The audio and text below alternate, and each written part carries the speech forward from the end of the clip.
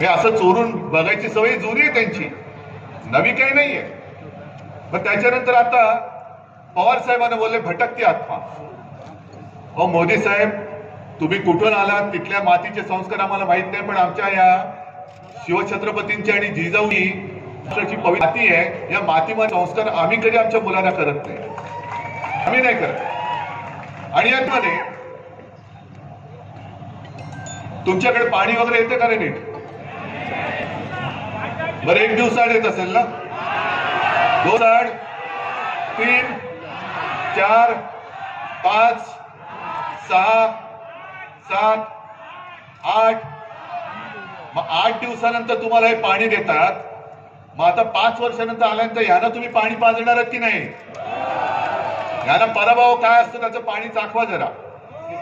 केंद्रामध्ये बसले होते, मंत्री म्हणून बसले होते, आज धुळ्याची पूर्ण धुळधाण झालेली.